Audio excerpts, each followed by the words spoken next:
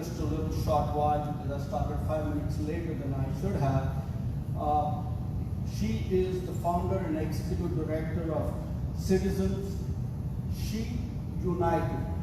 Now, some of you have heard of that organization, some might not have, but in just she's encouraging young black women and girls to really come up and become leaders of this community. And I think that's a very laudable goal, objective, achievement. And interestingly enough, she's also a former public defender and the inaugural director of the policy and advocacy for her group. And her goals of the department is to cover not only broad national trends, but also take a specific deep dive into the condition of all black women. So that's a very short introduction here. I hope I did justice to you for all of your accomplishments. Megan. Okay. Now I'm going to take a lighter twist on that. And I was looking at her profiles online and I found out she's a cat lover and she has a child. But more interestingly than anything else, she collects big elephants. And of course, you know, she tells me today she was my son's classmate, and I'm saying, oh God, have I lost all my hair yet? But anyway, besides that, she has been involved in journalism for a very, very long time. She has been with Gambit, with NOLA.com, Times PQ, you name it. She is known around the city, and we are so happy to have two journalists with some legal background, local, and they're all locally bred, okay? And, you know, I was looking at Megan's resume the other day, and she said she went to Dillard, she went to Loyola, and then now she tells me she goes to Ben Franklin. She went to Ben Franklin. So it's that kind of a thing. Anyway, thank you all for being here. Now, I do want to let the candidates take their seats in a minute. So the first person who would be having the chance to speak would be Carrollton Dinkler. Then would be Shawn, Bowen Roussel, Mandie, Landry, and Robert McKnight told us a little while ago that he was going to be coming a little late, so we are hoping that he'll join us during the proceedings. Now the format is very simple. We do have a timekeeper up here, and that is Patrick Armstrong, and I forgot to mention him earlier. He's been with us for several years on this task, and he's kept us on task as well. And he's going to be our timekeeper, and the opening statements will be made by each candidate, 1 minute, with no responses for that, and then questions will begin from the moderators, and that will be 1 minute answer and 1 minute responses by the other candidates. Now, here is the twist. During the opening statements, we are asking each of the candidates to be very specific about what legislative action they will take to present a bill that, in their opinion, they can pass and will pass. So they need to be very specific about how they intend to do that and what their first legislative action might be, or the first few legislative actions might be that they feel they have a chance of success, and we need to know how they intend to get that success. That's important. If they don't answer that question in the first minute of their opening statement, the moderators can repeat it to get a specific answer. Second piece, you all see this little yellow flag. Everybody is very familiar with yellow flags now. Now, if a candidate wants to rebut what another candidate has said, they can throw a yellow flag to get their attention. Or if they want to extend their time of speech by more than a minute, they can throw a yellow flag and they can get that extra time. But if they throw a flag, that is the only flag they will have. So they better use that flag very carefully. If you throw it, nobody is coming to pick it up for you. Neither will you. So if you throw it, it's your turn and it's done. Good question. Yes? Can I have Robert's flag? No. Robert is coming. Now, by the way, you cannot steal your neighbor's flag either. You don't get what you don't ask for. Yeah, you're right. But it's still a no. And for the audience, we do have comment cards at the back for you to fill out your questions. And what we're going to do about those questions is we're going to collect them and we're going to send them to each of the candidates. We're going to have them put their answers in writing. And we are now going to use those written answers and publish them at Uptown Square. Robert Morris is here. He's doing the live broadcast of today's event. It will be posted on Uptown Messenger, and he's going to post the responses. And we will circulate or distribute the answers to everybody so that you will have access to it. So just because the cards are coming with written questions and written answers, the candidates are not free. So I think yes, ma'am. No, I just want to get started. Yeah. I just want to set a tone before we get started. Yeah, sure. So, you want? Yeah, I'll get it to you. Awesome. So I just want to set a tone before we even start, right? This state is incredible. And the people in this state are incredible. The people in this city are incredible, and the people in this community are incredible, right? And this is a moment for us to figure out who we really want to be and what things we really want to say. And these people running, each of them has an idea on how to get us there, right?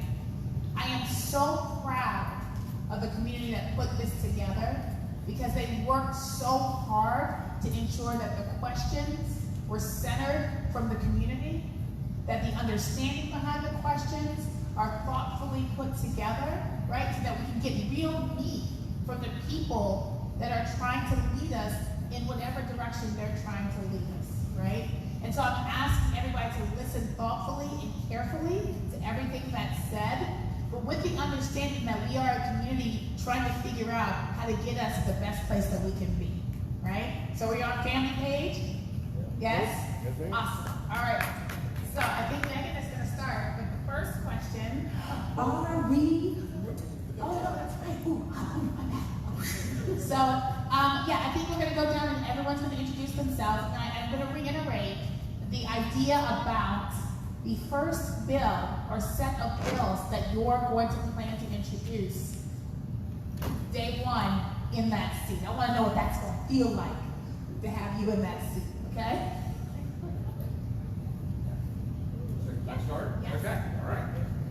Well, first of all, thank you to Carrollton Area Network for putting this together, for our moderators, and also to the other candidates.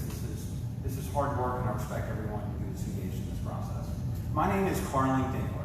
I'm a father to a 2-year-old little girl named Anthony. I'm a husband. I'm a native New Orleanian, and I'm a candidate for House District 91. I have the passion to do this job, but more importantly, I have the experience. I spent 7 years on Capitol Hill working for 2 members of Congress, learning the legislative process and getting policies pushed forward. I work today for a company that makes investments that make communities stronger, and I work with policymakers to make those investments possible. And I will go up to Baton Rouge and work in a bipartisan manner with the experience that I have to reform our redistricting system. I want to introduce a green infrastructure tax credit, which I'll talk a little bit more about, and I want to pass a paid family medical leave bill. I can be the advocate that our community needs and deserves. Thank you.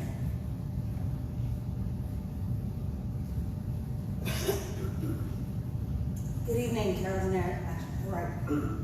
Thank you so much for having me this evening. I am Bowen Roussel. I am committed to our families, our community, and our culture. The very first bill that I believe I could get passed without much resistance would be the lowering the EPA thresholds on the blood lead levels for children that are found in the state of Louisiana. Lead poisoning is a huge issue because it mimics as ADHD. It not only contributes to kids being put on the school to prison pipeline because they have aggression issues, they also have impulse control disorder, but they are also confused with being children who have medically treated diseases. Our current threshold is 15. It should be lowered to 5 milligrams based on EPA scholarship. And this will not only support families who would be able. Thank you. Hi everyone, my name is Mandie, Landry. I originally grew up in Marrero on the West Bank. My mom and my aunt, who still live over there, sitting right there. I grew up, something that's very important that y'all know is that I grew up in a union household. That's not something that you see a lot of people in government these days can say about themselves. My father was a plumber, my mother was a school secretary, and I was the first person in my family to graduate from college. I also was the first person to graduate from law school, and I've been a practicing attorney for 14 years now. One for, I have to say that to everyone because I know I look a little bit younger than you probably think I am. I do civil and criminal work, and the first couple of things I'd really like to do is deal with workers' wages. So the first thing, while I know people in the state have tried to raise the state minimum wage, we technically don't have when we follow 725. I think what might be successful this year is a continuation of Unleashed Local that started this past year, and the second issue would be, I went through all my time, investment in early child care education, which we will discuss later, I'm sure. All right, thank y'all. So it seems like a common thread between y'all is about healthcare. So let's just start there. First question.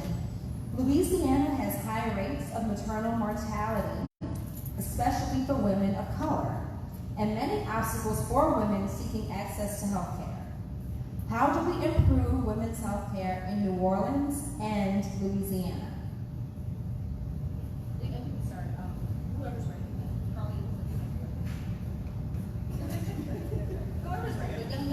Y'all can take time, take a second to think. Okay, I'm happy to start. Look, when my wife and I welcomed our daughter Ansley at Florida Hospital, we were extraordinarily excited. And I think we took for granted that far too often that the child birth-giving process is something that is really dangerous for a lot of people.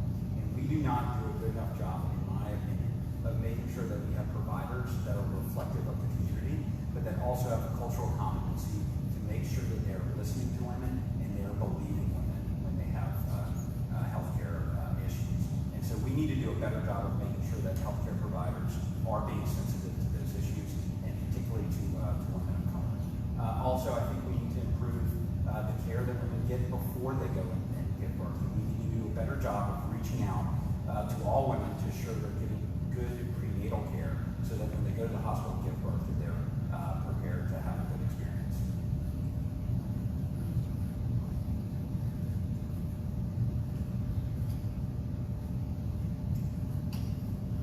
We spend a substantial amount of money every year on healthcare. It is concerning that most of that money is spent not on prevention, but on treating symptoms.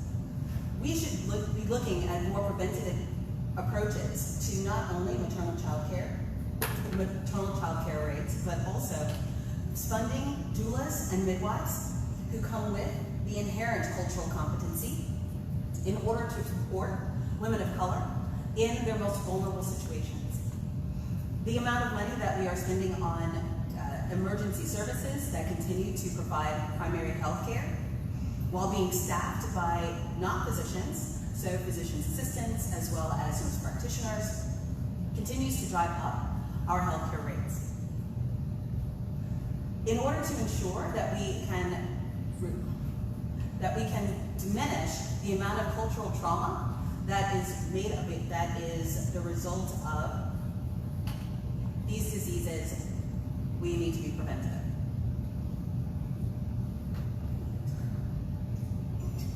Okay, 1 minute's quite short. Healthcare is a human right. It's something I firmly believe.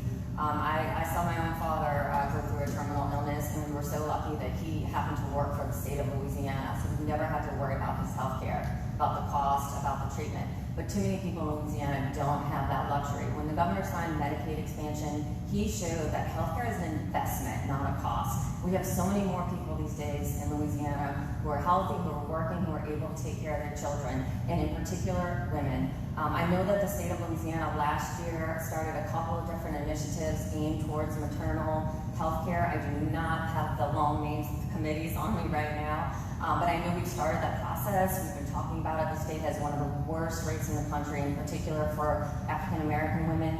It's something we can do more about. I also have done some work in the last several years in the area of reproductive rights, and while I focus on representing an abortion clinic, I've learned through that process that reproductive rights is not just the right to decide if you're going to have a child, it's the right to raise that child in a healthy and safe environment as well.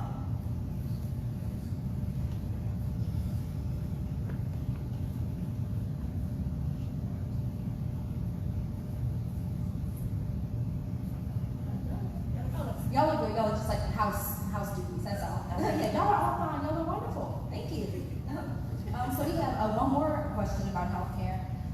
How do we build on Medicaid expansion to make sure everyone who needs healthcare is covered? And I'm thinking, just to be fair, we can, if you want, we can kind of start with Pepper for this one. We can just keep going around and around, you know, that way everyone has the time to feel fresh. How much time? A minute, right? Yeah, still a minute. Yeah. Be sure to pull the mic. And if you need me to restate that question, I can. How do we build on Medicaid expansion? Yes. So everyone who needs health care is covered.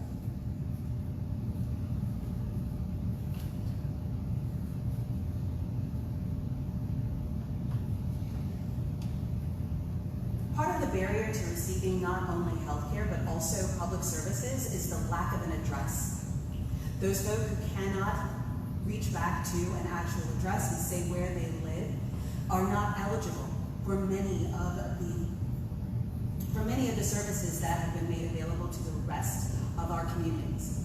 By relinquishing or by even providing a P.O. box for all of those folks, by allowing them to use their last known address, or by no longer requiring an address in order to receive services, is the simplest way, not only to expand Medicaid, but to also provide help for the homeless, to remove them from the streets, to also get them into positions where they can receive unemployment insurance and then job training.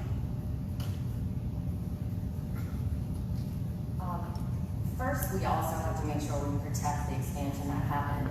Our state attorney general, who does share a last name with me, but we are not related, is doing everything he can to gain notoriety and attack the expansion we've had. So before even discussing expanding it, we need to make sure it's protected. We need to make sure that the state is not part of, I don't want to say part of his process, but that we don't lose any of the benefits, such as the pre-existing condition protection and some of the other things he's trying to do away with. But in terms of expansion, like Pepper's very right. I actually met someone yesterday who works for Humana, and she said one of the major things they're doing in their outreach is to make sure that patients have transportation, because that's such a barrier to some people if they rely on public transportation or if they need a lift, that sort of thing, that getting them to the doctor is sometimes the first step. So I agree, we need to protect what we have, but we also need to reach out to people who who may not have a car, who may not have a phone, who may not have the same opportunities as the rest of us to go to a doctor.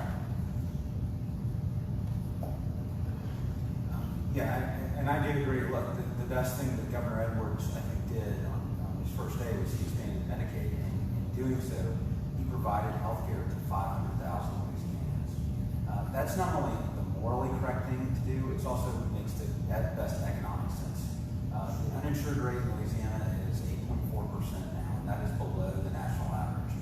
In addition, we project we're going to save $1 billion just by expanding Medicaid. So perhaps we can redeploy some of that $1 billion into supporting community-based clinics, our FQHCs, and also we've got to recognize that we're seeing some of our rural hospitals close around the state, and we've got to make sure that we're supporting those rural providers. Also, look, we have got great educational institutions in this state. We have to make sure that not only are we educating the next group of physicians assistants and doctors, but that we're keeping them here. And part of that has to do with how do we have an economy that works, and how do we have a community that is attractive to those people. Thank you. So one thing that's interesting about living in community, right, is that the issues that community members deal with don't live in isolation, that they actually intersect and work with and for and against each other.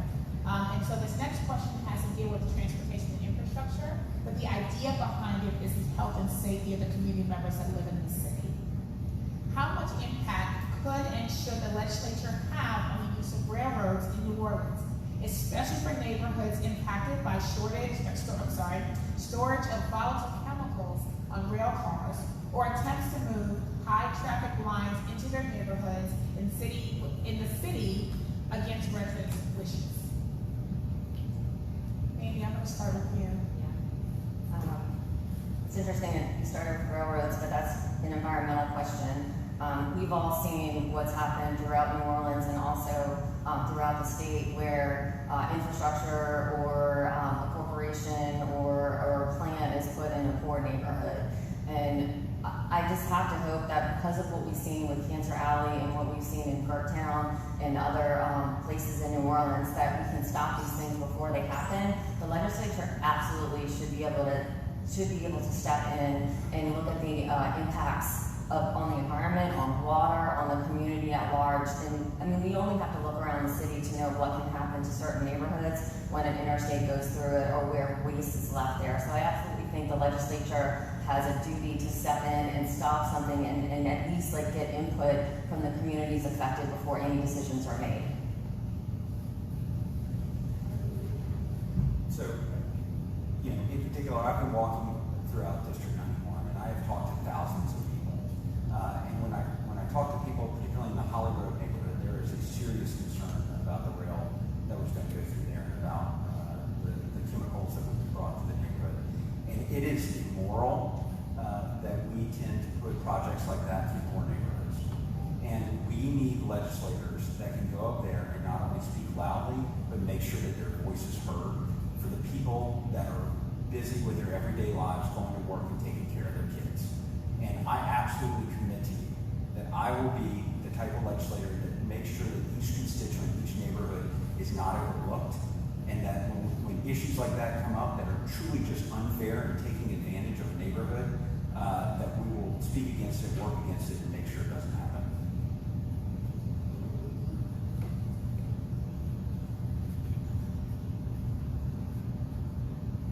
Legislators, as the voice of the community, should have the majority of the say around what passes through the neighborhood, what stays in the neighborhoods, what is acceptable in the neighborhoods to the people who already live there. Currently,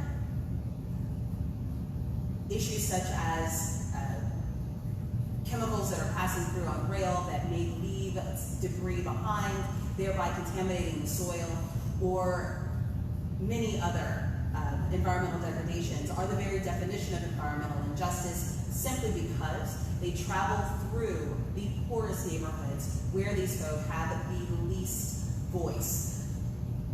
They have the least opportunity to speak around policy issues, and they are also charged with bringing their issues to the forefront of the minds and hearts of those who actually have the capacity to make change. The storage of volatile chemicals should be at the discretion of those who are in the neighborhoods. Thank you.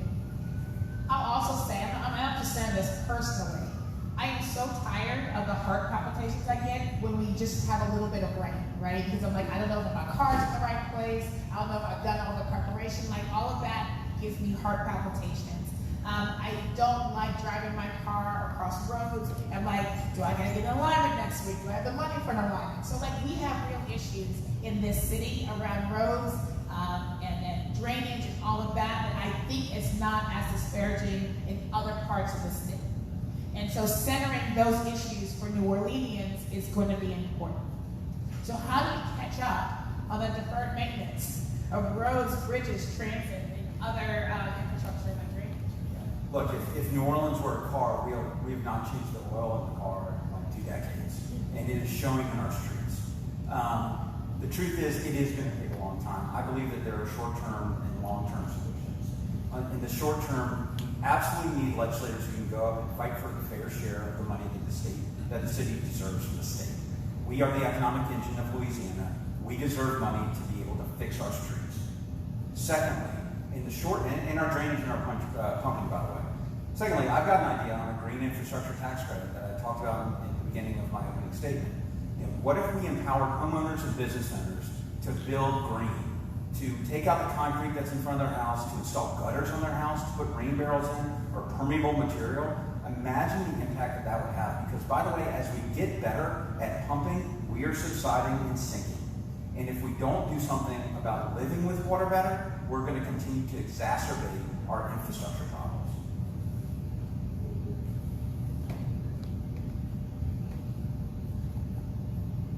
We catch up by making radical change immediately. Yes, by putting in permeable concrete, porous pavements, rain gutters, rain barrels, using rainwater, all of those things will help. Not one of them is a single solution.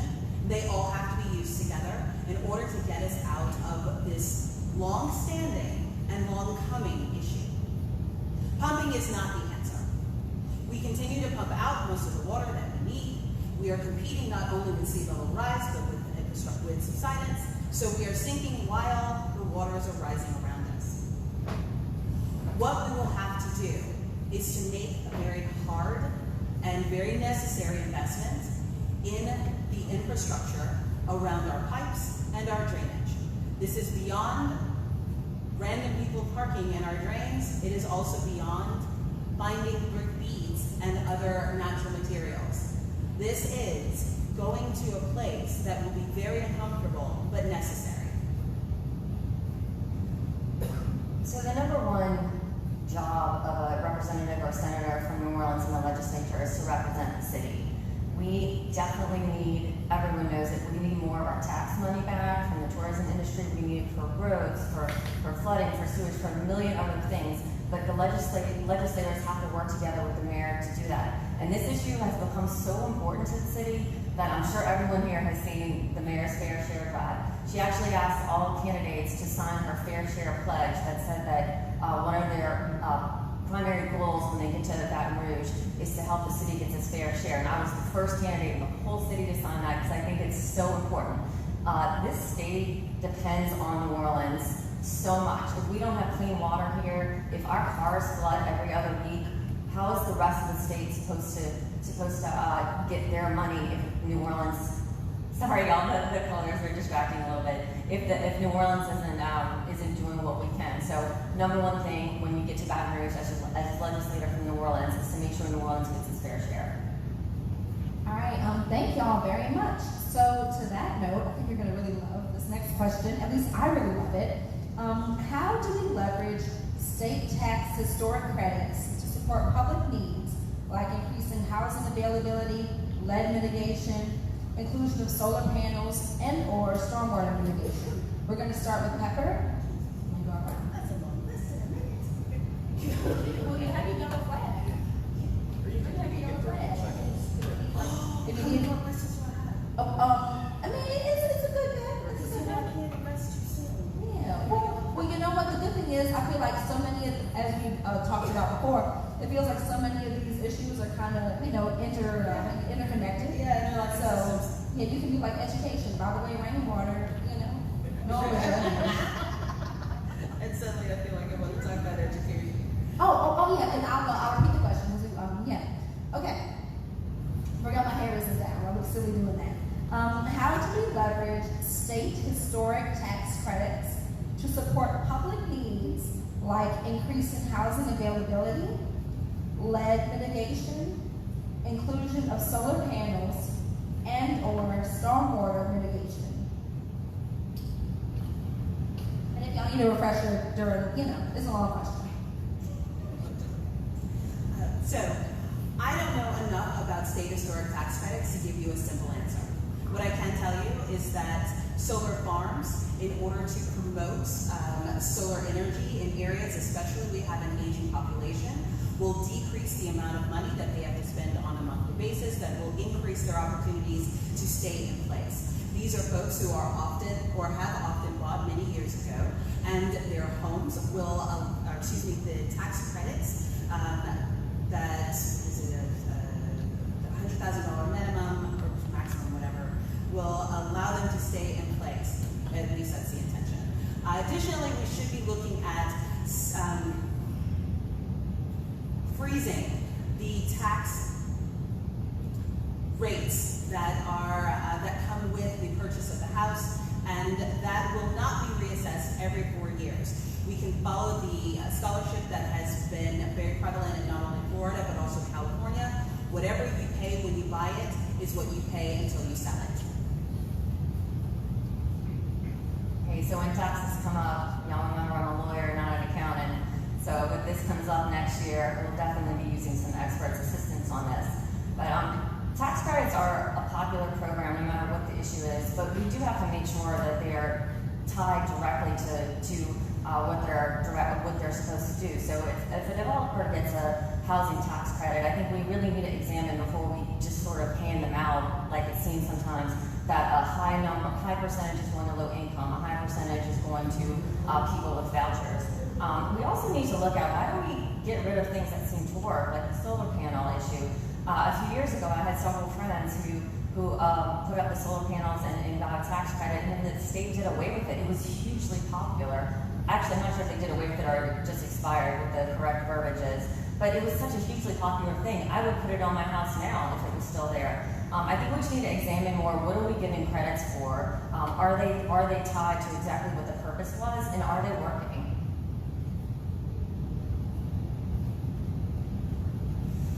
Yeah, so first of all, I think we need to recognize that the state historic and the federal historic tax credit have been very successful in helping rebuild our community. In District 91, the historic tax credit has supported the rehabilitation of 253 projects. That's over $150 million of private capital that has flowed into our district as a result of the credit. I'm proud. I am on a co-leader of the State Historic Tax Credit Coalition and also worked at the federal level to save the federal historic tax credit. And frankly, it's an example of where I got to work in a bipartisan fashion because I worked with Senator Cassidy's office, someone with whom I ideologically disagree on a lot of things, to save that credit through the tax reform process. It was going away. The credit has had a tremendous impact on our city. And I'll say this, I do think that there are ways. I helped some Pennsylvania policymakers craft their credit, or at least come up with a draft that would have encouraged affordable housing to be built with this historic credit. You would have gotten a bump in the credit if you did that. I think it would do the same thing around green infrastructure or stormwater management. So there's definitely a way to tweak that credit to make the private dollars flow into things that we want. All right, thank y'all very much. We have another question. Let's see, we're gonna start with you, Mandie. Is there anything, well, just to kind of refresh your memory, I don't know, it's kind of fresh with me. You know, our taxes, like our assessments are ridiculous, just ridiculously high. Mine went up, and I'm not really stretched. I'm in the Southern world, but mine went up 100%. And I'm just like, I don't really understand, but you know, whatever. So what are y'all gonna do? Do you think there's anything that can be done in the legislature, and these things on my teeth hard to talk, to help mitigate high property tax assessments in New Orleans? Yeah. So I believe I keep getting them confused, and I think it's one of the November ballot initiatives. Someone correct me if I'm wrong about October or November. that would allow the city, I think it's October now, that would allow the city to freeze their property taxes. It's something that I think the rest of the state might think that New Orleans is getting something special, but really it's us policing ourselves. I think also the legislature, and I don't know if this is something that would happen statewide or if we could do this ourselves in the city, but I really think we need to look at having some rent control in the state. It's kind of shocking to me that we don't have that, and I think we can apply the same idea of rent control to property tax control, if you will, that if you live in a house, your property taxes can only go up 1% a year or 5% a year, and then it won't go up to market value until the house is sold. It is a complicated issue. There's so many facets to it that it's hard to say like one thing that we could do, but we need to look at it. So it is a very complicated issue. I will say the first thing that I would do, and one of the bills I'd be very interested in, is giving people more time to appeal their assessments. There's not enough time for people to go in and be able to show that their assessment may be inaccurate, and we need to recognize that people are working, and this is a hard thing to do. Look, capping assessments, giving local governments the ability to adjust homestead exemptions, freezing assessments for certain people, I think is important, but we also have to recognize that that is a symptom, and it is not. We need holistic tax reform to really get at this issue, because otherwise we are just treating the symptom as opposed to the underlying issue.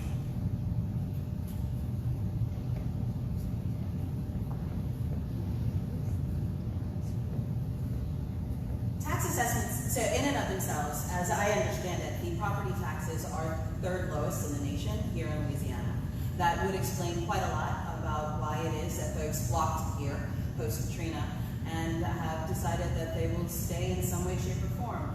I believe wholeheartedly that the homestead exemption, thank you very much, is a great start, but again, we need to freeze not only the taxes, but also in a similar vein, if we're going to continue to do assessments every time a home is sold, we need to have folks who are not only trained in not just assessing a perceived value from the outside of the house, but also will take the time to go inside of the home and make their process available to the homeowners so that they can not only fight the tax to file an appeal, but also know how it is that they have gotten to this new assessed value.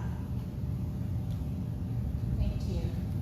I will say personally, this next question is the area that is not the most, it's not the sexiest area, but it's one of the most important things that we have to keep in mind when we're thinking about our next legislative body, and that's redistricting, right?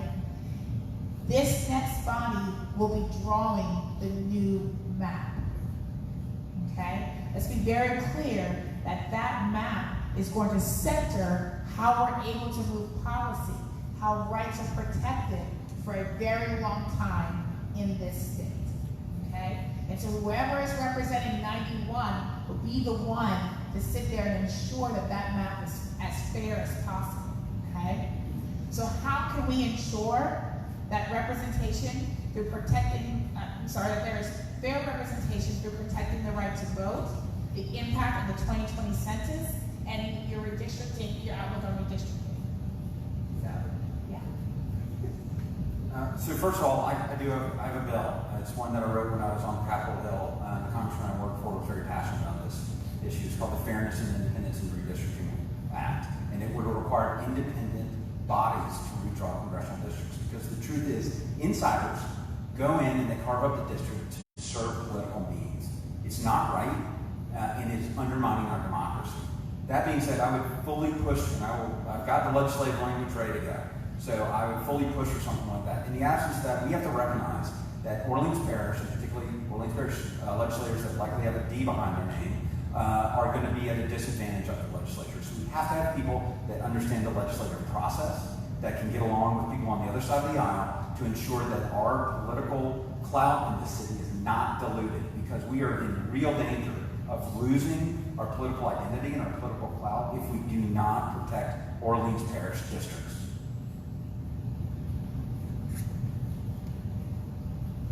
So it's my understanding that when we go through redistricting that it will not just impact Orleans Parish. And my suggestion is that we draw the lines around the neighborhoods. And there's a reason for that, but before I get to it, being able to protect and to amplify the voices of those who are in the districts already is paramount. One of the ways that we get to do that is by ensuring that those who are returning or those who are being counted in prison systems, that they are counted at the place where they were arrested, not where they currently are residing. Those who are counting in the census, that we are not asking for or requiring their citizenship status, because that will impact the numbers of those and who will feel safe in returning the census numbers or their presence. But by drawing the districts around the neighborhoods, we have a better opportunity to amplify the voices of those who are there in those spaces so that they can have exactly what their needs are met by their representation.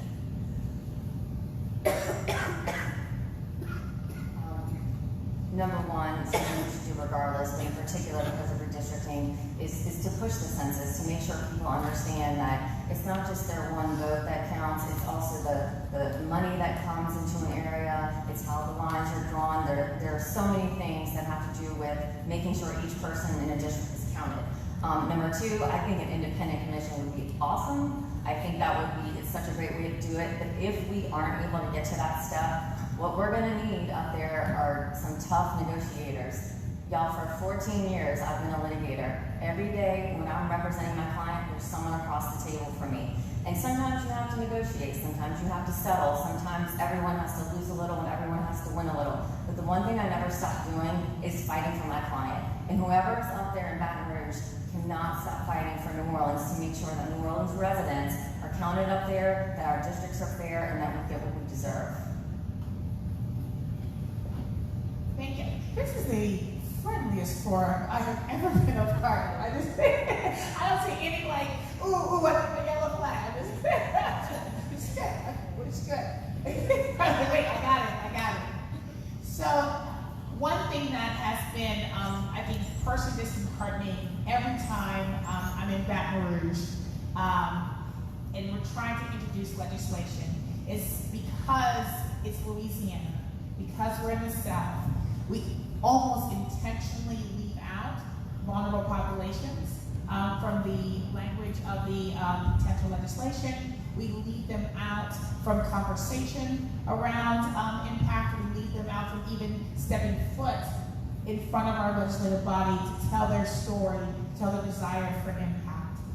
We have an opportunity here because we have so many people flipping over, and we can really start to cultivate a new normal for communities in our city that really need protection. And so what can we do to ensure that the civil rights of all Louisianians are protected? And this is especially centering people of color and members of the LGBTQIA population. Start with you, Martha.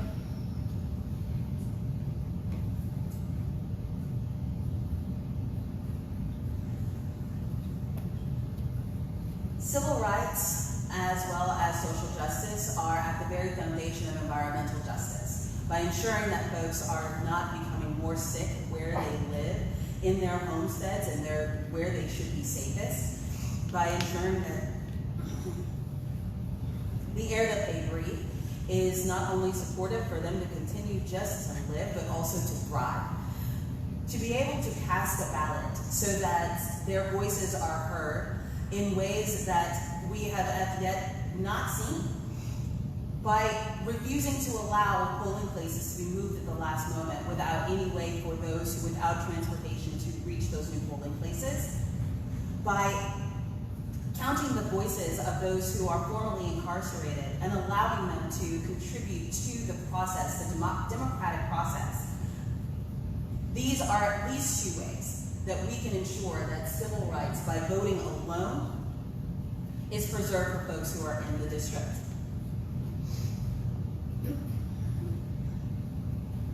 Well, to me, sometimes it's no surprise that mortality rates for women and infant mortality rates and wages for women are so low in the state. When you look at our state legislature, and it's 85% men. We don't have any women elected statewide. We don't have any women in our federal delegation, and it shows in how we treat women and children in the state. So number one, having more women and people of color in Baton Rouge is an important first step. But there's also things that we can do in our local regions. I know I talked briefly about the Unleashed Local earlier, and that had to do with wages. But there's also state preemption on certain things like LGBT discrimination. And those are barriers that we can remove too, so that a place like New Orleans can issue greater protections for its workers. And finally, this year, we did have a new bill that passed from Patricia Smith that expanded voting rights for the formerly incarcerated. I know that several organizations have been working hard to get people registered, but it's going to be a long process. People need IDs, they need birth certificates, they need social security cards. We need to invest in that. I think we could have another 30,000 voters just from that alone. First, I think we need to understand that the job of a representative, and this may sound obvious, but is to represent his or her community. Too often we get caught up in partisan politics where people decide that they represent a party before anything else. And the truth is, we live in a republic where I am supposed to represent Gertown and Fontainebleau and the Garden District. And the way we do that is we listen to them. I've given out my business card to probably about 5,000 people that has my cell phone number on it. I've told people, you can call me after I get elected. You can call me if I don't get elected. We can still talk. But we have to have policymakers that understand that this isn't just about one particular issue. It is about making a community better and making sure that that voice is heard. And frankly, it's what I've done throughout my entire career, my time working on Capitol Hill. The most enjoyment I ever had was talking to constituents. And even when we didn't agree on issues, I would spend a half hour, 45 minutes talking to an issue because it was important that they made sure that their voice was at least heard. All right, thank y'all again so much. So another thing that I noticed we've talked a lot about is about our friends and family who are either currently incarcerated or who were recently released or who've just been released in general. So Louisiana has moved from the #1 most incarcerated state to the #2 most incarcerated state. Small steps, every bit counts. So how does Louisiana move forward on parts of the Justice Reinvestment Package that were not adopted, particularly sentencing reform? And I believe we're starting with Mandie, right? Yeah, starting with Mandie. So a couple of things. So something that I've been talking a lot with people out on the trail this year is decriminalizing marijuana plus expungement of prior records. That could be the #1 silver bullet to reducing our incarcerated population and preventing re-entry. So many people in the past several decades have been arrested for the nonviolent crime of smoking marijuana, and they're sitting and rotting in prison. We're spending so much money on it when these people could be out with their families, they could be working, they could be going to school, they could be paying taxes. That to me could be the #1 thing we could do to drop us lower than #2. Maybe we could get to 10 or 20 in a couple of years. We've seen what's happened in other states. Illinois just did it. The blueprint for doing that is there. As far as sentencing reform, we have started on it. We can't just throw people in there for life anymore. I think the latest initiative I saw was once you serve 20 years, over 45, I think, or 50, to release people. I think that makes complete practical sense. People who've been in jail for 20 years, with very few exceptions, are not going to be a problem to the rest of the community. But obviously, we have to look at that on an individual basis. So this past session, I was really proud to be able to go up and be with Voice of the Experienced and testify on behalf of Representative Pat Smith's bill, HB 402, that would have further cleaned up some of the language that gives felons that have served their time and served out their parole the ability to get their voting rights back. I think it is important that we have more people participate in the process. And to get back to an issue, redistricting reform, quite frankly. We have districts that are engineered for partisan outcomes and not to truly represent communities, and I think that makes it hard to get legislation like this passed. We also have to recognize that J.B. Morrell pushed for criminal justice reform for years, but it wasn't until he could bring in stakeholders from the right and the left, and lawmakers from the right and the left, that he was actually able to get something done.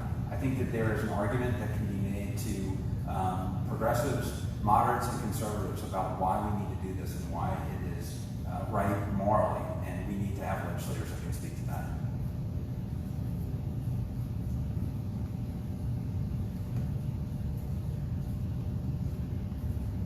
Much needs to be done around sentencing reform, but we also, in the vein of criminal justice reform, need to stop criminalizing things that should not be criminalized.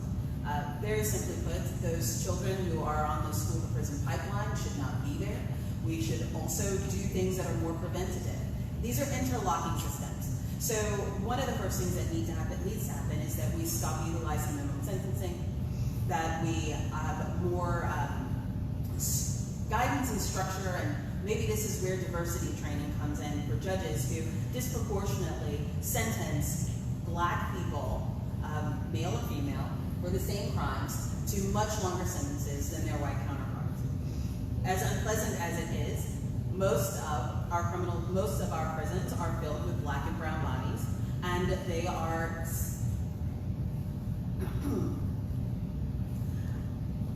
absolutely the fodder for the industrial prison complex. So, as a former public defender, I was very clear on where my paycheck was coming from. And I was very uncomfortable with where my paycheck was coming from. And for those of you that don't know, it's the fines and fees that were paid by my clients that goes into funding that representation that they got, right? And the federal courts have ruled that our criminal courts finance through fines and fees unconstitutional, right? And so this system is established by state law. It imposes user fees to finance the state's contribution, not just to public defenders, but to DAs as well. How would you address the situation as a state legislator? Yeah, first of all, I do not think that we should be tying public defender dollars to user fees. It just seems perverse and not the right way to go about doing this. We have to recognize that we have a user-based system that puts people behind to the point where it makes it so much harder for them to actually get out there and get themselves into a position where they can be economically successful. So I think we have to, I completely agree, we need to look at the way that the system is funded, and that's why we really need holistic reform on things like maybe even rewriting the Constitution or fundamental budget reform, because we have got to unlock this thing so that we have a truly just criminal justice system.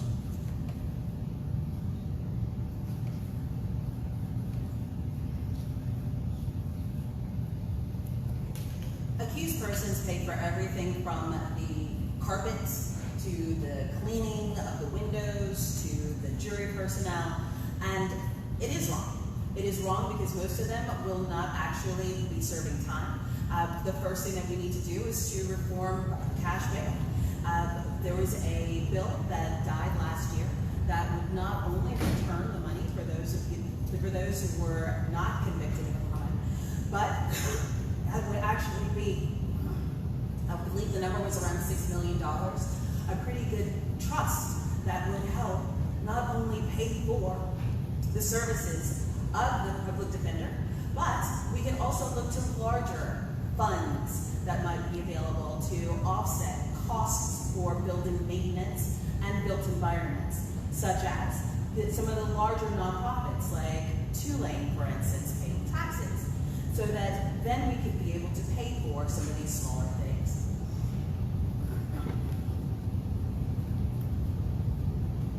So bail reform is kind of a broad topic, but what a lot of people don't understand is that the people who can't make bail are the very poorest in the community. They don't have $100 or $500 or even a few thousand that most of us in this room could scrape together if we were arrested.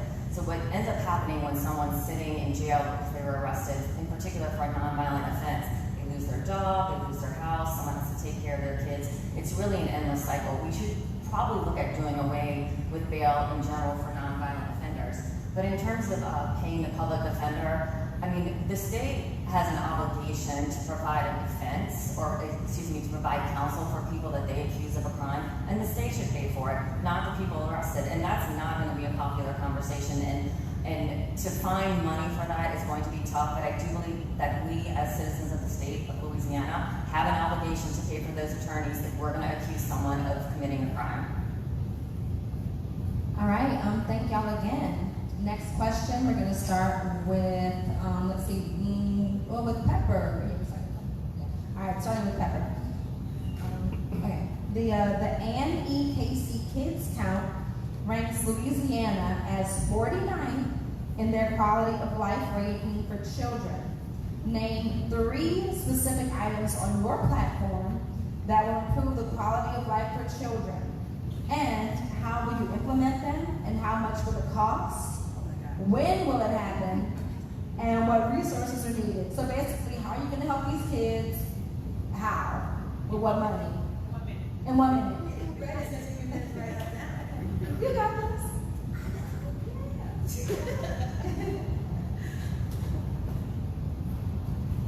So, we're just going to throw it out there. The things that I think are most impacting the quality of life for children are, 1, the rates of asthma that continue to pop up, and mainly that is because we have mold and old buildings, and they've not been cleaned. Where we can get the money from in order to, this budget that I've been looking at all afternoon has lots of money in it. We'll get back to that in a minute. The second thing is community trauma. We have not done a great job in ensuring that kids are not only feeling safe in their homes, but also in their neighborhoods. This can easily be remedied by not only providing wraparound care services, starting at a very early age, but by also stop removing bits and people from their community without any sort of plan to return them or to reunify them. And that 49th in quality of life added. Thank you. Thank you very much. Thank you. All right, lightning round, real fast. Number 1, the best way to improve the lives of poor children is to pay their parents more. $7.25 an hour. 2/3 of the people who are making $7.25 an hour in the state are women. Clearly is shown in our high rates of poverty of children. Number 2, early childhood education, which is generally child care for the birth to 3-year-old, is the best investment we can make in the state. Employers in this state lose $800 million a year because people can't find child care for their little ones. Funding that, I think you could do it on less than $100 million a year, would become such a key investment because all those people can work and go to school and do the things they need to for their family. And number 3, to help kids, I mean, we need to increase funding per pupil, and that's also a hard thing. Where are we going to get money for this? Where are we going to get money for that? There's a few different avenues coming up that we can increase school funding. Sports betting is going to happen next year, and I really think we need to make sure there's a line item in it for education next year before we pass it. Great question. As a dad of a 2-year-old, this one hits home for me too. Look, I think number 1, paid family medical leave. I went up and testified on behalf of the bill to create a paid family medical leave program in Louisiana. It would actually cost the state nothing because it's funded by employers and employees. It's optional, I believe. Also investing in early childhood education. It would cost, I believe, $856 million over a 10-year period. That is a lot of money, but that is also why we need a rewrite of the Constitution and eliminating some of the constitutionally dedicated funds that would free up money that could be repurposed for that. And then finally, in tax reform, which we desperately need to do, we have a regressive sales tax that hurts working class people more than anybody else. And we also have one of the lowest earned income tax credits. We need to increase the earned income tax credit. We need tax reform that's going to lower that burden on working class people by reducing the sales tax. Thank you. That was impressive how they were able to do that in 1 minute. All right, so just to center where we are, we have one more structured question from the community group. We have 2 questions that were submitted on white card, so we're going to do that. And then, because we have a little bit of time, y'all get to have at it. Okay? Is everyone good with that? Awesome. All right. So, and I'm a parent of 4 children educated in New Orleans. 2 of them are at charter schools in the city. And it's been really difficult how we have to be participants in our education system without having say in what that participation citizens are limited to their participation in the democratic process because of the superintendent of schools. He has all the power of decision-making due to Act 91 in areas of approval, renewal, and extension of charter contracts. And there's no requirement to take public input into consideration for the process. Would you commit to holding hearings and having an audit on the effectiveness of how this relates to students' outcomes and performances? I mean, the hearings. Sorry, do you mean the hearings on the superintendent on Act 91? So, even though Act 91 doesn't require you to have a hearing, because you can't, just would you consider having hearings and taking in community input in how charter legislation passes through? Absolutely. I mean, I never thought I would know so much about charter schools and also so little at the same time before this year. It is easily the most complicated, divisive issue I've come across this year. People have a lot of strong opinions on it, but the one thing I have to say is that the people who don't like their children's school or who have complaints, their complaints are so valid, and I think they're not being heard by the right people. I think we should have hearings. I think the movement to repeal 91 is off to a good start. I would love to see what their suggestions would be to replace it, because I think their complaints are valid. So I think what we can start with is hearings. We can start with hearing from the actual community, from people who like their school, from people who don't like their school, but we do need more input from the community, because I am hearing all kinds of information from when I'm knocking on doors, and people have a lot to say about it, and I don't think it's heard by the people who are in charge. Yeah, look, I think that's the job of the legislator, right? Is to oversee and to check back in on policies and look for ways to improve them. And I do think that there are ways to make improvements. We have the system that we have, and I think that we need to move forward with it. But we also need to look at some common sense things, like can we centralize maybe holiday schedules across all schools? Because you got parents with kids at different schools, and if you're a working mom and dad like my wife and I are, that causes you a lot of trouble. Maybe transportation should be centralized at OPSB as well, so that at least there's some commonality to make sure the kids can get to where they need to go. But yeah, look, I absolutely believe that we need to continue to have oversight, and we need to make tweaks to policies if they're not working. We should not be scared of that. Yes, not only should we have superintendent hearings, but we should also have town halls just to discuss some of the things that are going on. Additionally, Act 91 does provide a mechanism whereby the things that are going really right at some schools can and should be shared with the things that are going really wrong in other schools. If there was a more active intention or intentional means of cross-pollination, so that we would have maybe teachers or administrators going from, say, one of the best schools in town to some of the worst schools in town, and just showing them and teaching them how it is that they have made their schools so successful, I think we could do a lot with what it is that we already have. But yes, the superintendent, having hearings around what the superintendent is and is not doing, I believe is paramount for parents to be able to have their voices not only heard, but also clearly understood.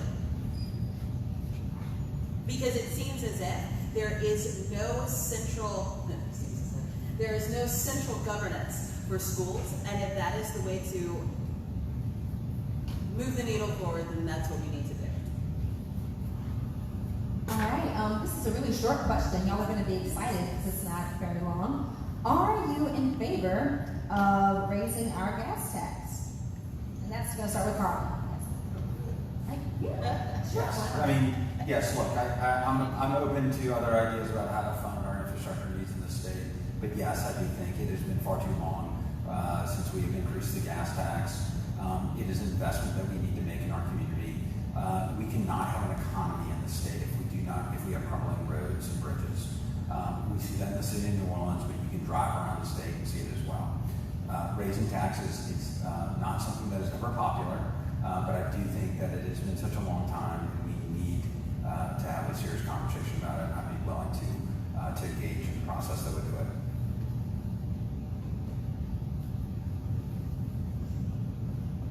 No, actually. So I'm looking at the Department of Transportation. It is a $628 billion budget line item. That seems to me we should be able to find a way not only to pay for whatever it is that we need to improve our streets, and then some. We also have quite a lot of money that is going into correction services, not just for adults, but also for youth. So the youth services are $122 billion. Adult correction services, $567 billion. It seems to me that with the money that we are spending by keeping folks away from their families and creating downstream implications for them, we could use those funds not only to improve our built environments, but also to improve our communities.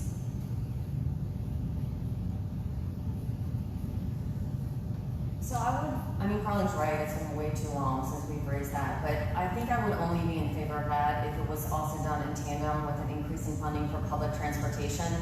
If you raise the gas tax, it's going to hurt the poorest people the most because it's going to be the highest percentage of their income. It's like why our sales tax affects poorer people the most. So if we're going to raise the gas tax, we need to make sure there's more investment in public transportation so that those people, if they decide that they just can't afford the gas anymore, they just can't afford the car, that there's a way for them to get to work. And that's not just the streetcar. I learned recently from some service industry friends, most buses don't operate after midnight. How do you not have a bus system in a city that is awake 24 hours a day is beyond me. So I would be in favor of it if we also did it in connection with an increase in public transportation funding. Thank you. This is another short question, but I think a very important question, especially for many of us in this room. I'm sure it's something that we would like to know. Would you have voted against the heartbeat?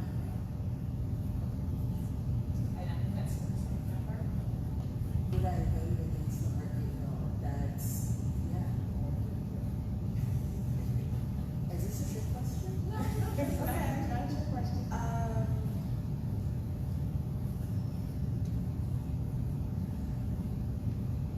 As a person who was once very, very Catholic, I no longer make decisions for other people that I don't have to live with. Compelling a woman to have a child because it has a heartbeat negates the value of her heartbeat. By not recognizing that every dynamic, every family has a different way of moving in this world, seems unconscionable to me. And yes, I would have voted against the heartbeat bill because it is not my right to choose someone else's path forward.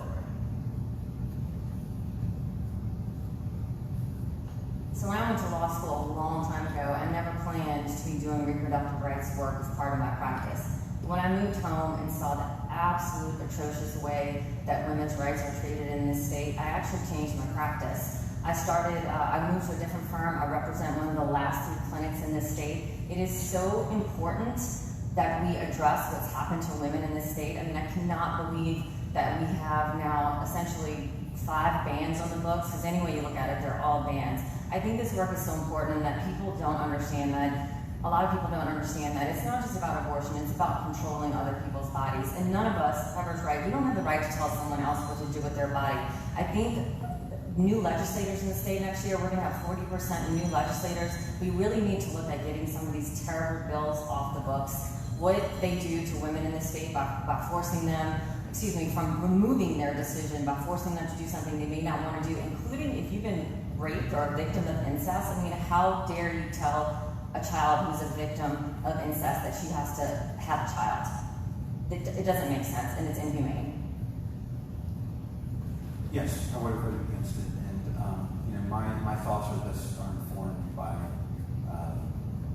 personal issue.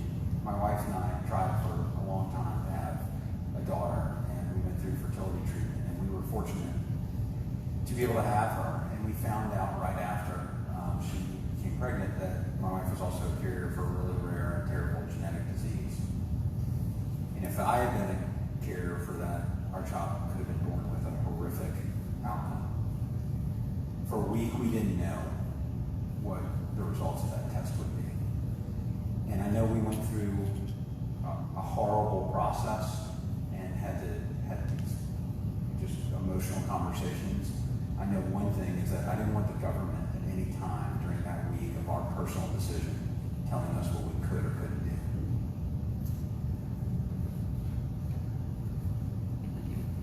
Thank you guys for that, for your thank you. I think we're gonna move on to some audience questions, but I think that we're gonna censor some kind of play for those questions to happen. So, Give it a timeout so we can get everybody some water. yeah, 2 minutes, get your water, snack, rearrange. We are going to open this thing up. We're going to take a little twist in dealing with the remaining time that we have. We did have the absence of one of the candidates, so we are gaining some time here. So what I would like to do is to have a show of hands of who are attending here, who are on or campaigning for any of the candidates. Give me your hands up, please. Okay, I'm going to demand that all of you come and sit in the front row because you will not be permitted to ask a question, period. Only the non-candidate staff and volunteers will be permitted to ask questions in the second round. Thank you. And yeah. While you're all trying to get a, excuse me, this side, ma'am. Oh, I didn't realize there was still a seat there. I'm sorry.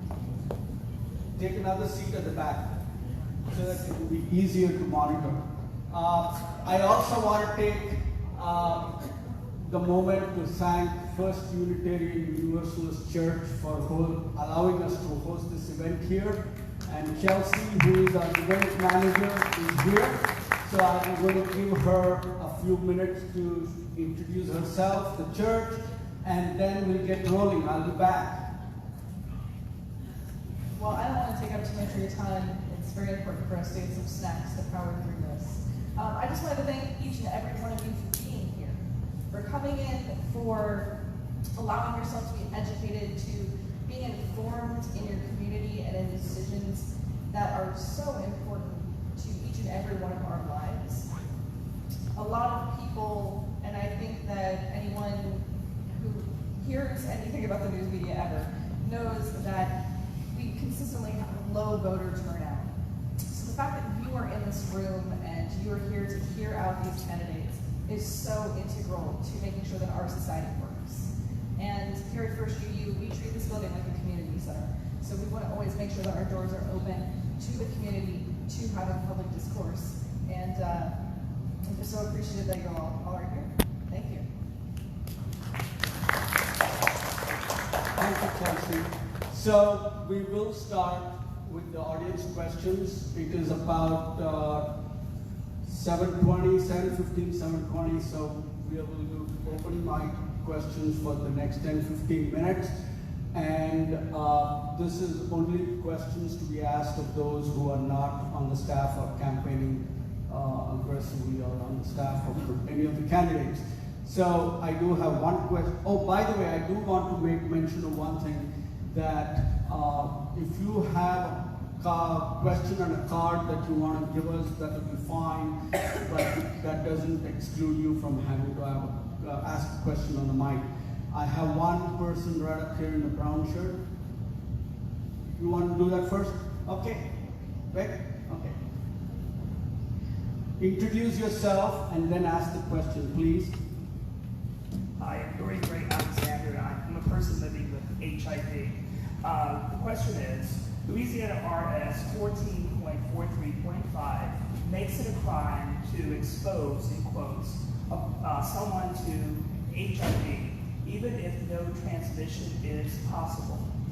Failure to disclose their status to a sex partner, and also it harshly punishes people who simply have a chronic menstrual condition.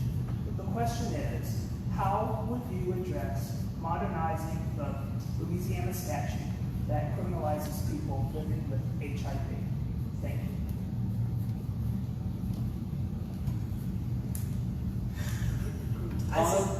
You want to start? Well, first of all, I think we need to recognize that those who are suffering with an illness and with a disease are our brothers and sisters, our mothers and dads, our aunts and uncles, and so we have to first acknowledge that. I'm not familiar with the law, but I would absolutely be willing to sit down with stakeholder groups, and I think, again, as I talked about in my earlier answers, it's important. First of all, it's important for us to acknowledge that we don't know everything, and that we have to seek out those in the community who are impacted and those who are knowledgeable about those types of issues. And absolutely, if I am your state representative and I'm representing you, I will go up and fight for policies that treat you equitably and treat you as a human being as the way that you should.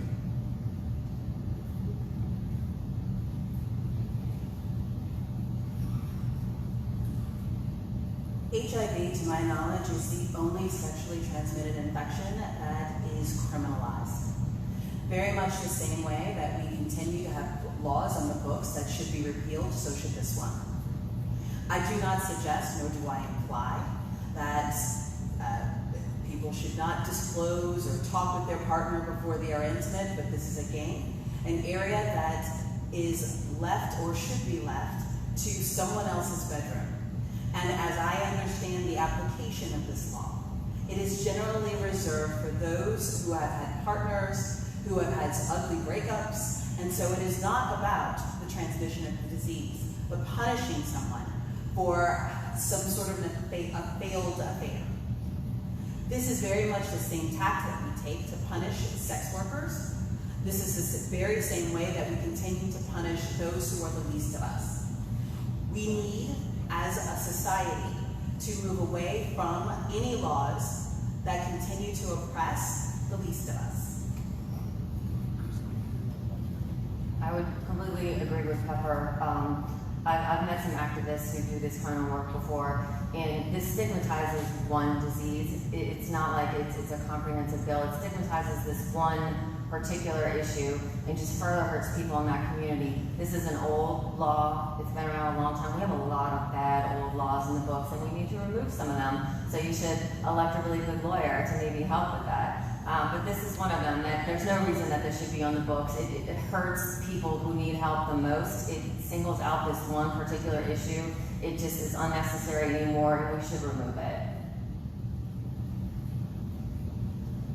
I'm Becky Merriweather, and while I was on the group that helped organize those questions for you, I have a two-part question that hadn't been addressed. This is about economics. It was announced a few days ago that it looks like we're going to have a $500 million surplus this year. Next legislature will have a chance to consider what to do with the recurring parts of that, so I'd like to know what your priorities would be. And the second question has to do with the fact that the economy in New Orleans is highly dependent on tourism, and in Louisiana on oil and gas. What would you do as a legislator, or what would your priorities be to try to diversify our economy?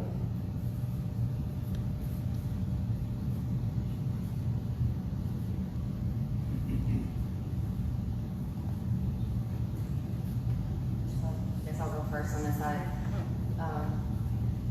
Couple of things.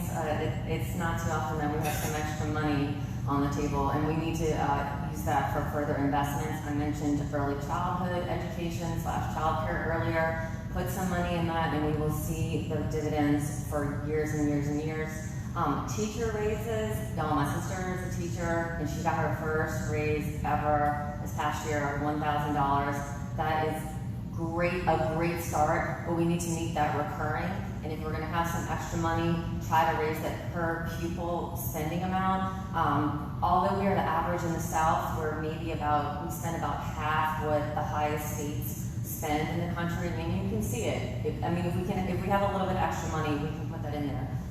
What can we do to diversify? Big question. I think some of our investments, we can do better about investing in minority and disadvantaged businesses, especially smaller businesses.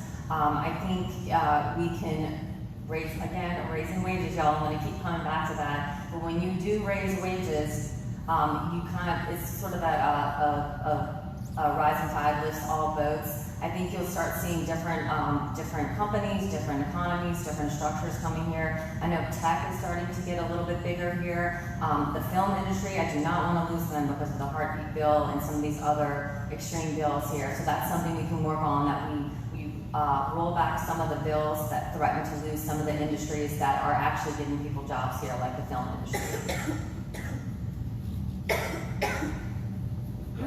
This is a rare and happy occurrence, and I think it does speak to the work that the governor's done to get us out of a financial ditch. I think the best investment you can make, I think for every dollar you invest in early childhood education, you get $7 back. In addition, that doesn't count the support that you provide working moms and dads.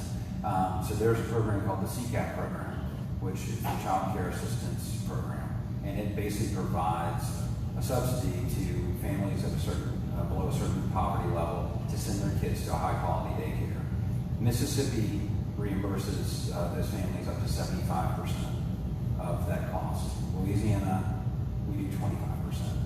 So if you tell someone they got to come up with an extra 75% that's already living on the margins, it might as well be $1 million. I think that becomes very challenging. So I'd love to see us invest in programs like that. I'd also, look, New Orleans is the economic engine of the state.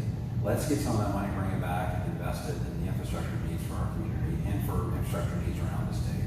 As far as diversifying the economy, it is something that we absolutely have to do. We are, unfortunately, so precarious that if something goes wrong in the hospitality industry, or as we've seen in the oil and gas industry, that our economy could be in real trouble.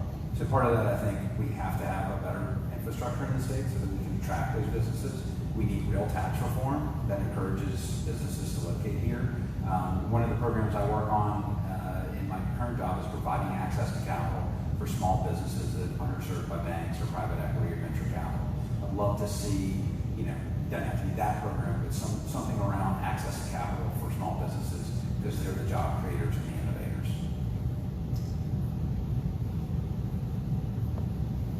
So all this talk about sexually transmitted infections and abortion and birth makes me think that we could use all that money for comprehensive sex education. I don't think it'll work, but it's a thought. What we should be doing for sure is diversifying our investments. So first and foremost, looking at the Green New Deal Sept, how there is language that not only should be supporting our fisheries, but also our shippers and our oystermen. Looking at workforce development that is not just for folks who maybe have graduated from college and want to go into business themselves, but building off of Mandie's suggestion that we not only release the low-level drug offenders, but also to expunge their records. I suggest that we put together a workforce development incubator that will teach them a way to expand their already obviously existing entrepreneurial skills so that they can benefit from the very thing that has torn their families apart. Lastly, I think that we need to look at opportunity zones as they benefit the folks who are already in place, as opposed to encouraging developers coming in from the outside to underserved areas, in quotes. Yes, Louisiana is based on oil and gas, but I think that if we were to move to more green infrastructure, more green jobs, then we would then have an opportunity to not only diversify the way that the rest of the state works, but also us here.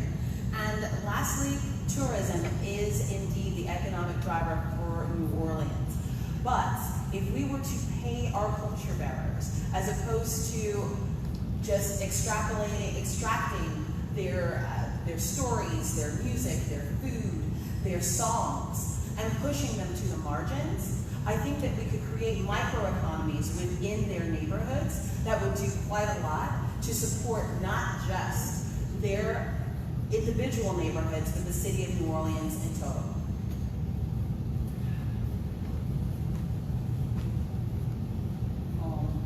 We'll continue with the audience questions, and then we'll get to Robert McKnight and Cuban a little later.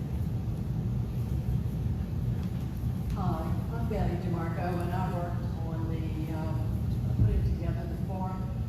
One of the questions for me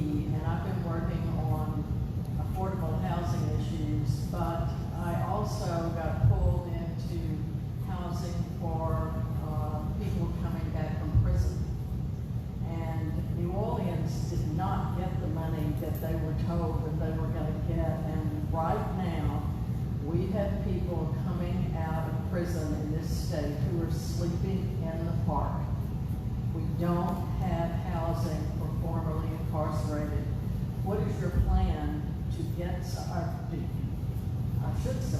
do you have a plan for getting money for housing for formerly incarcerated, and how are you going to do that?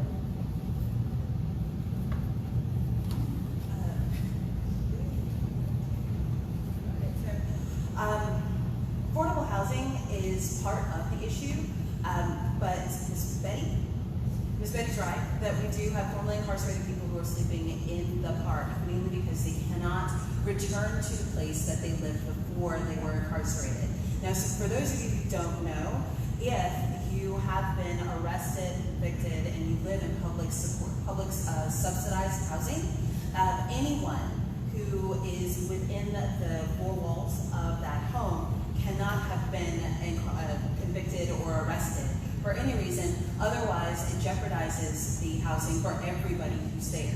So, in order to preserve the rest of the family, most of the time these folks are rejected, which then puts them at greater risk of recidivism, because I don't know too many people who are going to happily sleep on a bench for too long. Anyway, short version, long story. The First 72 Plus, as well as Justice Accountability Center, do a lot with men. What we need is to expand. What we need to do is to expand to not just men specifically, but to also look at how it is that we deal with women who are returning, which means that not only do they need places to live, but also to reconnect the entire family. And that would mean not just that we would expand the way that we see or we view those who have been released from the prison system in public service, public housing, but that we would also expand the banning of the box. If I can answer. No. Please wait your turn. Nick Kendra, I can't answer that question. Not now. You're going to get a chance You to have to really wait over your there. turn. I'll wait my Sorry. turn. Can I throw the flag on that? No. If you Not want yet. if you want an extra 30 seconds. I understand the rules. Okay. Mandie. Oh, I'm sorry. I'm a little distracted by that. I miss Robert. I mean, we all see each other like multiple times a week now. It's kind of weird. Look, people who, when they're released from prison, have so many barriers for re-entry into society.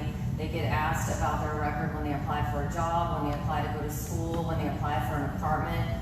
We don't need to be asking people about something that is in their past. They've already served their time. They've already paid their dues. We don't need to be asking them that. But we do need to think about where they're going to go. And in particular, it's hardest for people who have been convicted of the worst crimes, like sex offenders. Like, they can't, y'all, I understand they've done some bad things, but they can't live anywhere. How is someone supposed to re-enter society and get a job and go to school and pay taxes if they can't find anywhere to live? I think we need to look at expanding some of the housing options already available, and like she said, banning the box and removing some of the questions and some of the barriers on where people can live. I understand that's not popular, but sometimes the right thing is not a popular thing. You have to do it anyway. Robert, now you may answer. Thank you. Stand up. I first want to apologize for my tardiness. I had 2 events prior to this. So, yes, I will. I will use the mic. So, Betty, that's a great question. It's good to see you as always. So again, I want to apologize for my tardiness. I had 2 events prior before this. But listen, we must stop first criminalizing folks who are already criminalized. Now, what does that look like?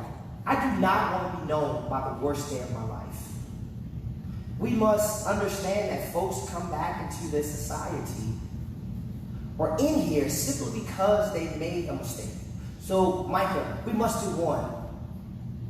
We must not only ban the box, but secondarily, we must, in the plea forms, understand that non-violent felons should still have full faith and credit to get housing. And I'm committed to working in Baton Rouge to ensure that those individuals, i.e. sex offenders, i.e. those with mental health and all those isms, make no mistake about it, the criminal justice system is not a de facto hospital. And what we do is that we criminalize folks over and over. So we must understand that we must allow folks who come back into society, Betty, to have a safe home, to have a safe place, to decrease criminal activity. Carl.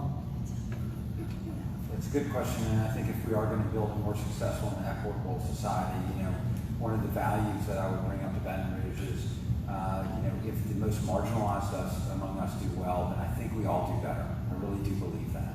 And I'm proud of the work that I've done through my current company, which again, told you makes investments that makes communities stronger. We do investments that increase the stock of affordable housing. And I'd love to see us have some sort of program at the state level, which other states have, that encourages private investment to go in and create that affordable housing. I think we also need to recognize that we've got a broken public transportation system, and that there is perhaps affordable housing that is accessible to people, but it may take them an hour and a half to get into the job that they may have, and that just puts another barrier and another roadblock in their way.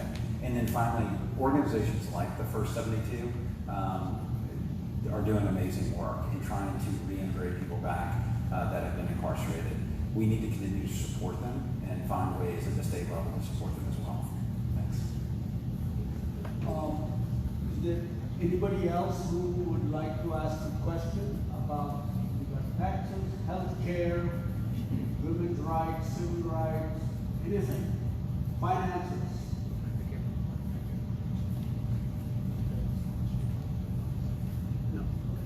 So, my name is Todd Taylor. I'm a realtor here in New Orleans. I'm a dad. I live in the community. I'm a president of the neighborhood association. But as a realtor, I run into this situation quite often.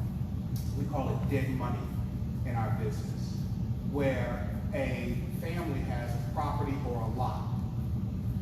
The matriarch, patriarch have passed away. No one can claim an exact right to that property because of the legatine system the air system that we have in New Orleans, or in the state of Louisiana, excuse me. And so now you've got 1313 Mockingbird Lane. It has 10 heirs, and none of the 10 heirs can afford to do the succession. And so that becomes dead money. In other words, the city starts the parish starts to tax it, moves it into the blight situation, puts it on the tax rolls, tax sales it, and a family could lose $50, $100, $200,000 property not being able to take over that particular piece of property through the air system because they can't afford it. What will you do to change it? Mandie?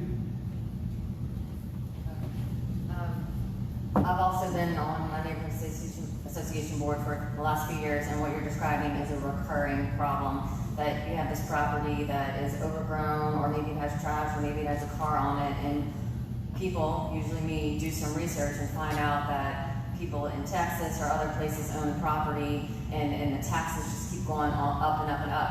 I don't know if there's an easy solution to that, but I don't see why we can't do some sort of program where attorneys who work with these families perhaps get a stipend from the state. I know like Lot Next Door is something that has helped to get more things into commerce. That seems like something that we should be able to find a problem for, but because you're right, it's so complicated when you have people all around the country. How do you get all of them in one place? I don't think that the solution is just to sell the property out in front of people, like people have a right to that property, but we do need to make sure that the title is clear, and I think that's absolutely something that we should be able to give people a stipend for, especially maybe new attorneys. Robert, do you want to take it? So that's a great question, and I can tell you now, having a proven record of service, I'm not waiting until I get to Baton Rouge. I'm the former chairman for the Political Action Committee for the Martinet Legal Society, and we've partnered with the New Orleans Bar Association. And at the Art Building, we have clear title sessions, right? And predominantly this happens in minority communities, particularly people of color, black folks.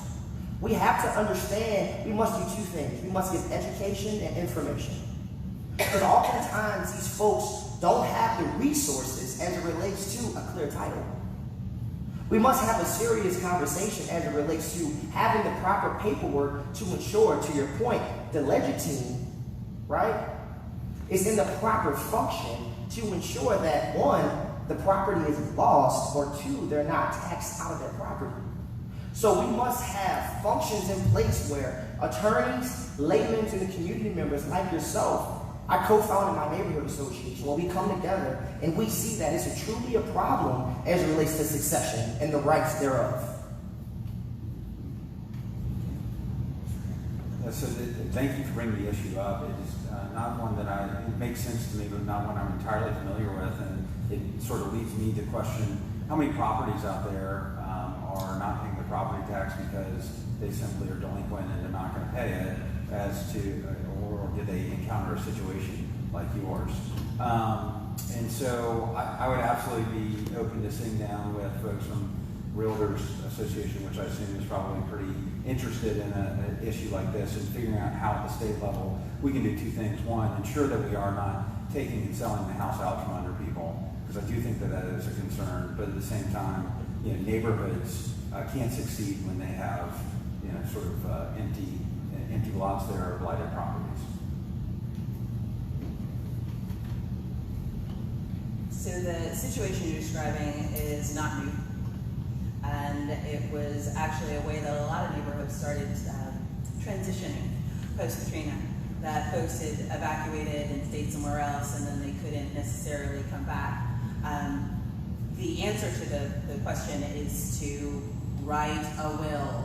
If you don't have one, if you know people who don't have one, you speak from the highest rafters, write a will.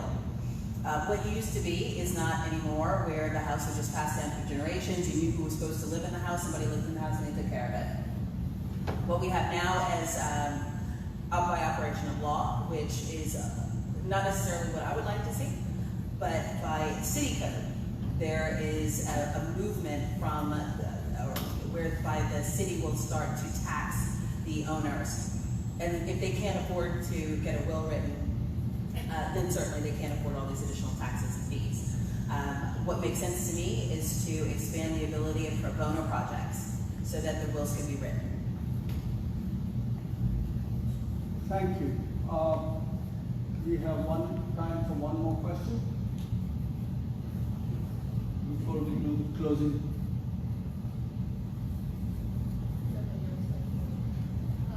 Still Becky, Meriwether. I have a follow-up to a question Mia asked you earlier that had to do with using fees and fines to finance the public defender's office. There's a bigger problem right now, and it's going to be at the legislators' desks when one of you gets there. And that is that there are now 2 federal court decisions that have ruled that it is unconstitutional to use fees and fines of other judge to finance our criminal courts. So the way, as I understand it, the state of Louisiana funds the money that it then gives to the courts in Orleans Parish and the rest of the state, and to the DA's office and the PD's office, is through fees and fines predominantly. What will you as a legislator do to address this problem with current state law?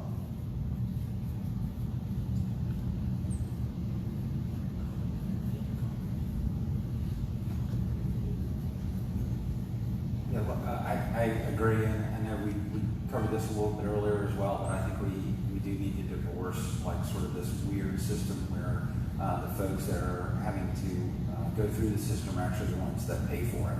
And so I think that it's going to be complicated, and I understand he asked, that there's probably some law that needs to be undone at the state level.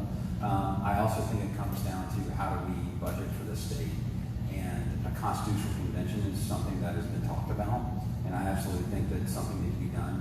The state constitution is, I believe, 10 times longer than the U.S. Constitution, and so we have to find ways to free up some of the money that's in constitutional dedications and some of the tax provisions that are in the Constitution, so that legislators can legislate. I mean, that's what you elect us to do.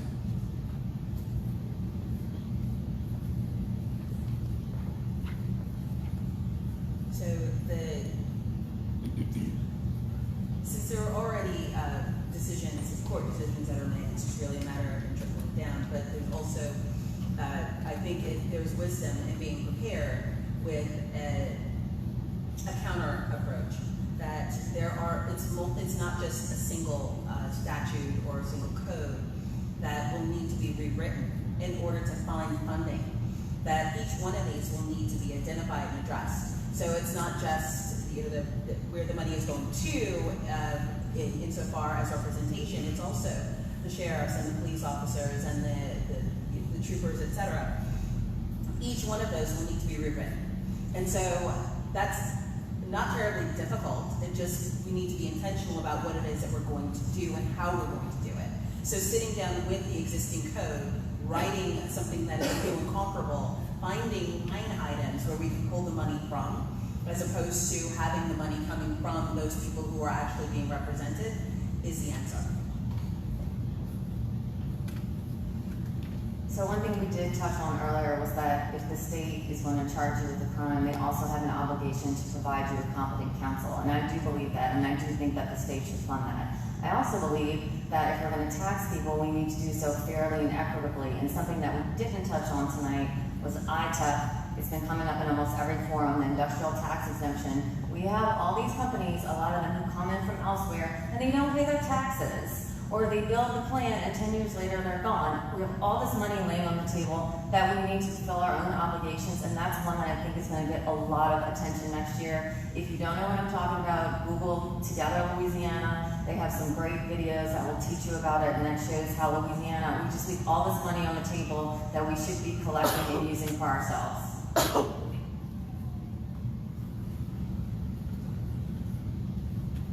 That's a great question, and I see my friend Russell in the back. Good to see you, my friend. Listen, I am a public defender here in New Orleans, and surely each of you may know this. It's not complicated, and we need not divorce ourselves from something that is common sense. When you are appointed to me as your public defender, you are indigent, you are poor. There's no reason why a court should be funded on the backs of poor folks based upon fines and or fees. We must rid ourselves with the debtor's prison. We must rid ourselves of a system in which it functions on the backs of poor people. So I can tell you now, it's not complicated. We have to ensure that the state of Louisiana pays for these services. I can tell you now that the district attorney's office they get paid 40% more than what we get paid. And we work for the people. So number one, again, it's not complicated. We must rid ourselves of fines and fees. The judge came out, a federal court judge came out and said it's unconstitutional. And secondly, we must ensure the state of Louisiana fully pays for public defense, because it's a right, not a privilege. Thank you, folks. We'll do the closing statements. This time, we're twisting it once more time. Instead of 1 minute, you get 2 minutes. What? Yeah. And thanks to Robert. No, Robert, I'm sorry, I'm just teasing you, man. So we'll start with Robert, and we'll go down the line. 2 minutes to a candidate. We've got just about 8 minutes, so that should do it well for us. And thank you all for coming, and thank you for attending and giving us a good audience here today. And thank you to our moderators, and thank you to our candidates. Kendra, thank you again. My name is Robert McKnight, and I'm running to be your next state representative for District 91. And once again, I do apologize for my tardiness. I can tell you now, I'm a fourth generation New Orleanian. Born and raised in this district. I see some folks in the audience today who I worked in the community with. So I can tell you now, working for the people is nothing new to me in this district. I believe in empowering the community. As such, Mandie, I co-founded my neighborhood association. I also proudly serve as the president for the Police Community Advisory Board, and I also mentor young boys of color with the Silverback Society at Juvenile Court. I'm running for state representative because I want to be the new standard of change. I want to bring change not only in Gertown and Holly Grove, but I want to bring all the way to the Lower Garden District in the Irish Channel. I want to focus on criminal justice reform. I want to focus on public safety, because I do believe that is a civil rights issue of this generation. We shamefully spend $700 million a year locking folks up. I cannot say it enough. The penal system is not a de facto hospital. Additionally, I want to focus on early child education. Not just schools, but I also want to bring back trades. My father, John McKnight, is a graduate of Booker T. Washington. We got to go back to trade schools, home economics, programs where folks go from school to industry, not from school to prison. Third, we got to get a handle on our infrastructure, on our drainage. We have to understand that we have 1,400 miles of drainage, but yet two entities own these drainage, DPW and Sewage and Water Board. It has to be brought under one umbrella. And lastly, I would be a staunch advocate for women's reproductive rights. I can tell you now, I can sum it up in a hashtag, #autonomy, #ITrustWomen, #I will go to Baton Rouge and I will fight for you. I can tell you now, there's nothing new as it relates to my advocacy in the community. I've worked with schools, I've worked with principals as it relates to restorative circles. Nothing will change. I look forward to going to Baton Rouge and being your candidate, sharing your vision, and being your voice. As I close, once again, my name is Robert McKnight, number 111 on the ballot. I ask that you do two things. Please vote right and vote McKnight. Thank you so much. Thanks everyone again for being here so late tonight. And if you've heard me talking tonight, you'll see there's a couple of themes that I bring up over and over, and that's hard work and advocating for working people. And you know, I don't want to stress this too much, that growing up in a working class household is a lot different than a lot of the people who represent us in state and national government nowadays. I mean, there's just something different about having a parent coming home at the end of the day and go to a second job that a lot of people just don't understand what that's like. I think we need more people in our government who represent all of the people, not just certain of the wealthier people. And I think you need people who aren't just going to say something, but can show that they've done something. I'm not going to lie. I mean, my job is to advocate for others. I've been doing that since Robert was in high school. I mean, that's how long I've been a lawyer. Just have to teach you, Robert, for coming in late. That's what I do every day. It's no surprise that I did that. That's my mom right there, the example that my parents gave me, that my job is to advocate for other people. Sometimes I literally am their voice in the courtroom. Sometimes it's just arguing with opposing counsel. Sometimes I have to do it in writing. But when you look at my life and where I've come from, hard work has been there the whole time. The road from Aurora, Louisiana to Georgetown Law School is a very, very long one. No one from my high school had ever gone there before. No one in my family had ever graduated from college.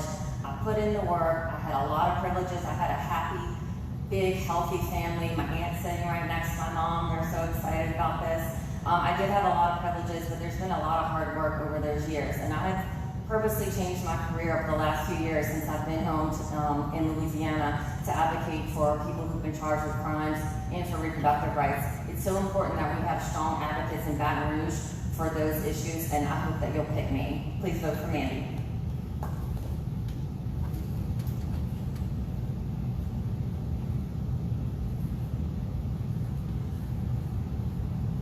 Thank you all so much for being here this evening, and I appreciate your patience with my coughing and my needing of water, and well, even my frustration with running out of time, shaking my fist in relative fury at my nemesis, timekeeper. I am Pepper Bowen Roussel. I am a New Orleans-born Louisiana girl. I am founding director of Culinary Center for Food Law Policy and Culture, where we amplify the voices of those who are most impacted by environmental justice. The intention is that we utilize existing law in order to improve food access. We make right policy in order to expand food security, all through a lens of food sovereignty. And there is a food sovereignty, which is the culture of the people who are there. There is a theme As your representative, I am committed to families. Families that are 67% headed by Black single women as head of household who are paid a fraction of what their white female and male counterparts make on a daily basis. These families deserve equality in pay, not just for this generation, but for subsequent generations, so that she can age in grace in place. I am committed to our communities that are beautiful in all of their diversity, from the river to the parish line, that have also been suffering with random, it seems, environmental degradation. It is my opinion that we have to stand together in making sure that each neighborhood is represented fully and completely, so that folks are not more subject to environmental degradation or for public health issues at home where they should be the safest. I am also committed to our culture, a culture that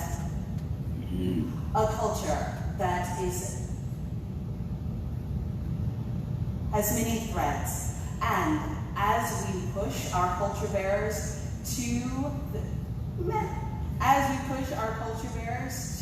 the absolute limits of our city, we are absolutely unraveling everything that we stand for as people of New Orleans. Well, thank you everybody for being out here tonight and for taking an active role in this election. Thank you to the moderators and to Kendra and everyone who helped put this wonderful event together. I'm honored to be able to come up and speak before you tonight. And this election is important. All elections are important. But this one is particularly important. We are losing a tremendous amount of good lawmakers in Baton Rouge and people that advocate for our community.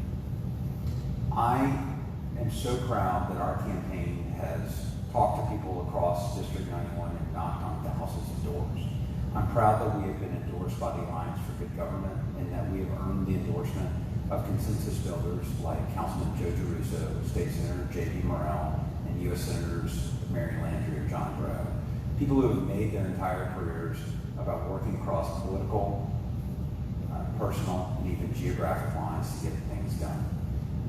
My background and my passion for this is rooted in that sense of consensus building, but it's also rooted in my real life.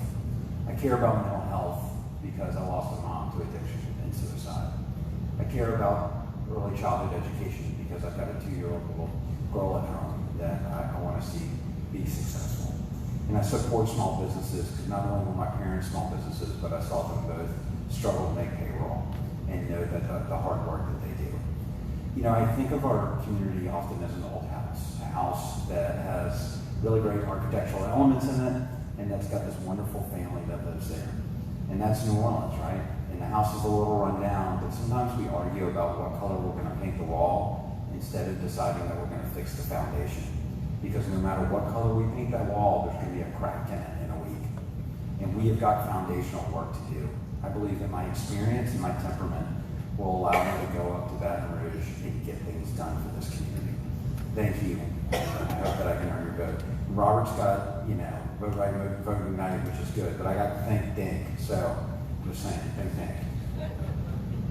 Thank you, everyone. And one last announcement. Next Monday, the 23rd, we have this similar kind of forum for District 98. It will be at the St. Charles